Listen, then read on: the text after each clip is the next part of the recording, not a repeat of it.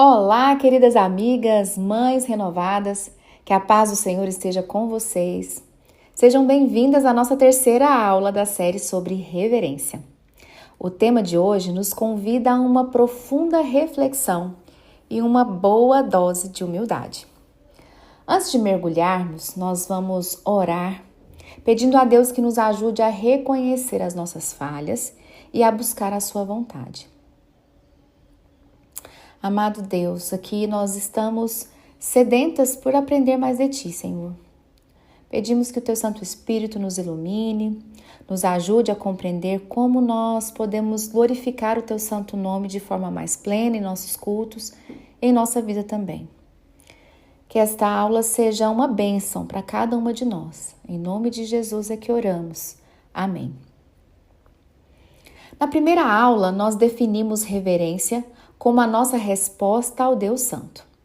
Na segunda aula, nós vimos como essa reverência se manifesta no culto público. E hoje, nós precisamos falar do lado oposto e com muita seriedade.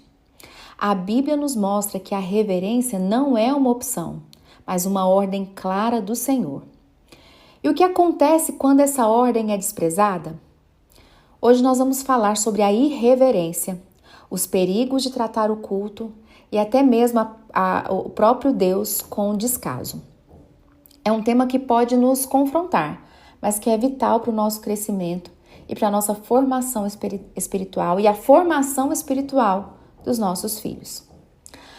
A palavra de Deus não se cala sobre as consequências da irreverência.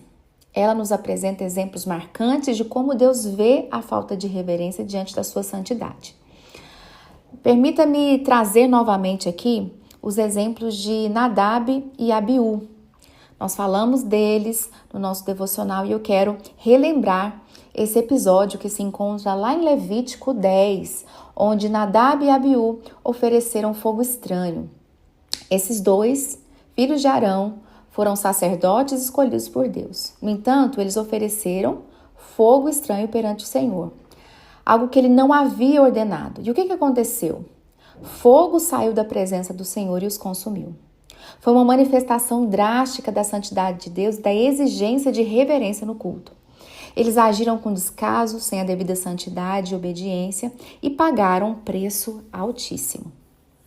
Pense em um funcionário que, em vez de seguir os protocolos de segurança estabelecidos pela empresa, decide fazer as coisas do seu jeito, por achar que será mais rápido ou achar que vai ser mais fácil. Mas se algo grave acontece, a responsabilidade é dele e as consequências podem ser severas. Nadab e Abiú agiram com descaso ainda maior, porque eles agiram com descaso diretamente diante de Deus. Os coríntios, por outro lado, trataram a ceia do Senhor como uma festa comum. Nós vemos esse relato lá em 1 Coríntios, capítulo 11, nos versos 17 a 30. Nesse texto, Paulo repreende a igreja de Corinto severamente. Eles estavam transformando a ceia do Senhor, que é um memorial sagrado, da morte e ressurreição de Cristo, em um banquete egoísta e desordenado. Eles comiam antes dos outros, alguns até se embriagavam, os pobres eram negligenciados.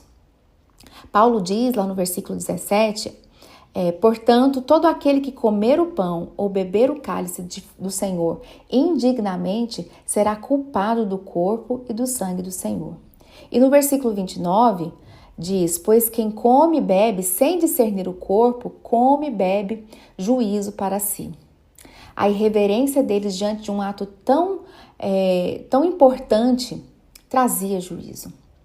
Imaginem que vocês preparam uma festa surpresa para alguém que amam muito, com todos os detalhes pensados.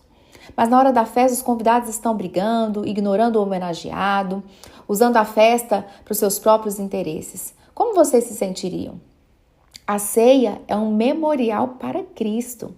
Quando banalizamos esse memorial, nós desonramos aquele que instituiu este memorial.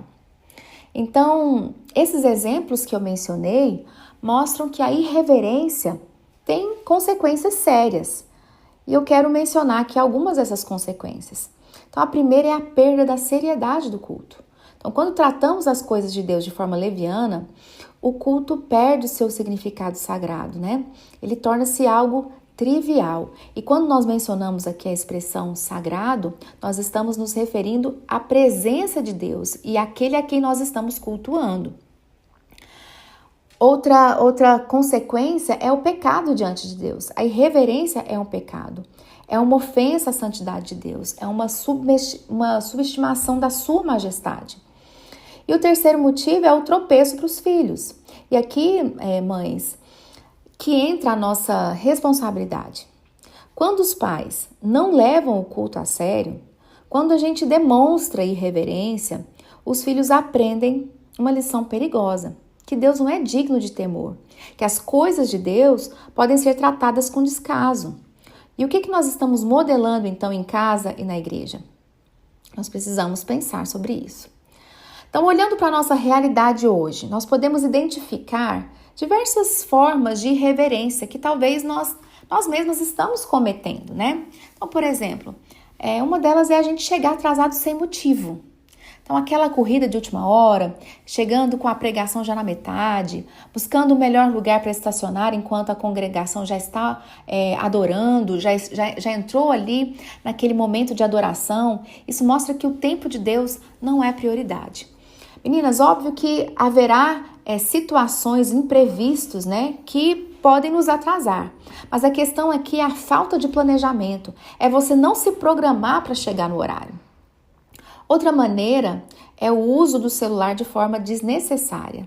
Então, receber uma mensagem e responder na hora, rolar o feed de notícias, assistir vídeos, isso não é uma emergência e desvia o foco da presença de Deus. Eu sei que hoje é uma luta, né, para nós mesmos fazer isso.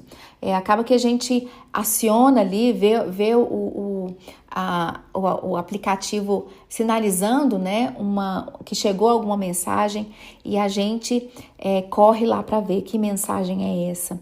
Então, nós precisamos nos policiar, porque os nossos filhos estão vendo que nós também estamos sendo irreverentes. Outra forma de irreverência é cochichos e brincadeiras. Então, ficar conversando sobre outro assunto que não seja, por exemplo, o assunto da escola bíblica. A gente vai conversar sobre novela, sobre o dorama, sobre a série, sobre a próxima refeição no meio do louvor da oração. Ou a gente também permitir que as crianças fiquem correndo e gritando pelos corredores da igreja sem nenhuma intervenção.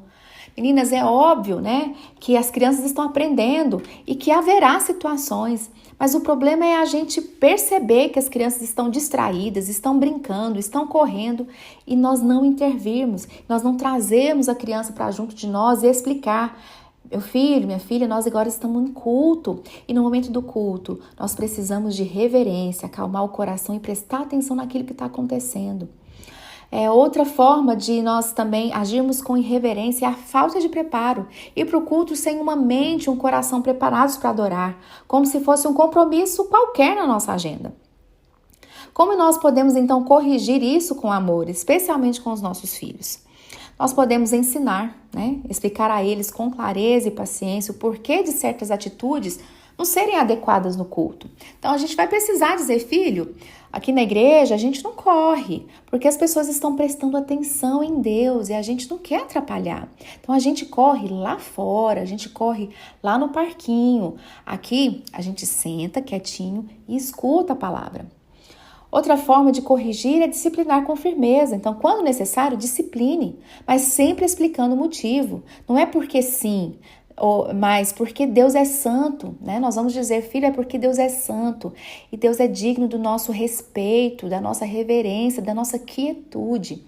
Se seu filho está agindo de forma inadequada, leve para algum lugar reservado, converse com ele, explique que o comportamento dele desonra a Deus naquele lugar. E lembre-se do que conversamos, meu amor, né? Você vai dizer para ele: a gente já falou sobre isso aqui, a gente mostra para Deus que o amamos com o nosso comportamento também. Então, nós precisamos adicionar essas frases nas nossas falas e repetir quantas vezes forem necessárias. Explicar o porquê, né? Ajude o seu filho a entender que a reverência não é sobre regras vazias, mas sobre o amor e o temor a Deus. Mostre que é uma forma de expressar o quanto valorizamos a presença dele no nosso meio. Então lembre-se que a correção feita com amor e com a palavra de Deus pode ser um poderoso instrumento de formação. Queridas, e para a gente já seguir aqui a nossa conclusão, né? A conclusão é bem clara. A irreverência não é algo pequeno. A irreverência não é algo insignificante. A irreverência é uma ofensa ao Senhor. Mas a boa notícia é que ao reconhecermos as nossas falhas, nós podemos buscar a correção e a transformação pelo Espírito Santo. Então não fiquem desanimadas, né? Nós precisamos nos sentir desafiadas ao nível mais profundo de reverência. Então, na próxima e última aula, nós vamos aprender como cultivar um coração verdadeiramente reverente, de forma prática, alegre e espiritual. Então não percam e eu espero que Deus possa guardar vocês e direcionar para esse caminho da reverência. Então até a nossa última aula. Grande beijo. Fiquem com Deus.